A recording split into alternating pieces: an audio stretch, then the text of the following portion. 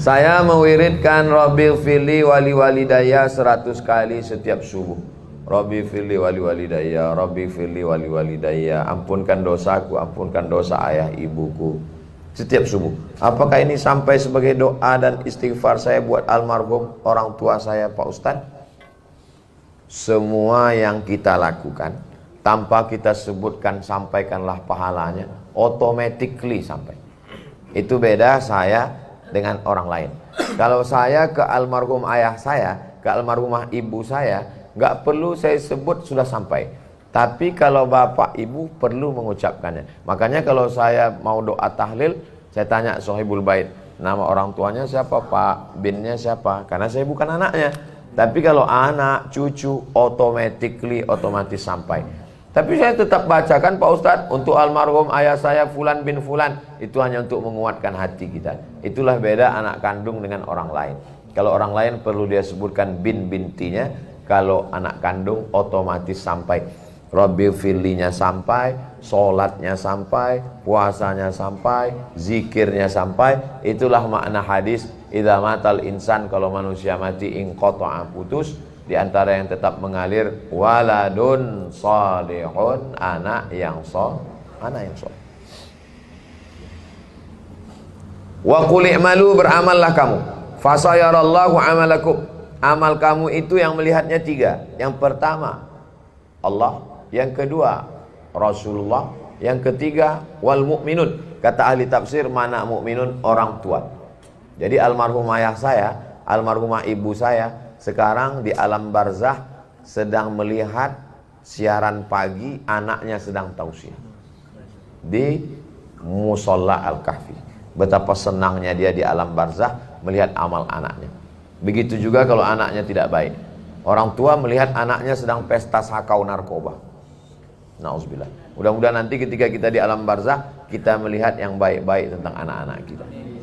Nama tafsirnya Tafsir Al-Quranil Azim. Nama penulisnya Imam Abul Fida Ismail Ibnu Katsir. Nama ayatnya wa qul i'malu fasayarallahu amalakum wa rasuluhu wal mu'minun. Orang tua melihat amal anaknya dari alam barzah. Nonton live, tidak terganggu dengan signal dan paket. Antara kurban dan akikah, mana yang lebih didahulukan saat kelahiran anak tepat di bulan Zulhijjah? Punya anak lahir pada tanggal sekian, pas tanggal 10 Zulhijjah hari kelahirannya, maka dilaksanakan akikah, automatically dapat kurban. Satu sembelihan dia laksanakan akikah, automatically dapat kurban. Sama seperti orang yang mohon maaf berhubungan dia pada malam Jumat, hari Jumat itu dia mandi, maka automatically dapat mandi wajibnya dan mandi sunat hari Jumat. Begitu juga dengan ibu-ibu yang mengganti puasanya di bulan Syawal, automatically dia dapat qadha lunas dan dapat pahala puasa sunat di bulan Syawal. Kata Ustadz Somad, enggak, saya enggak pernah ngomong menurut saya.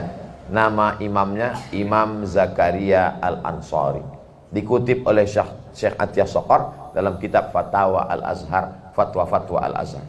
Ini imam besar Pak Ustadz. Nanti ibu bapak pergi ke Mesir, ziarah ke makam Imam Syafi'i. Di samping makam Imam Syafi'i ada satu kubur, namanya kubur Imam Zakaria Al-Ansari. Inilah yang berfatwa tentang orang yang puasa di bulan Syawal dapat pahala puasa sunat Syawal, qadha-nya dapat. Ini termasuk keutamaan orang yang akikah. Bagi yang belum akikah, akikah tidak ada batas umur.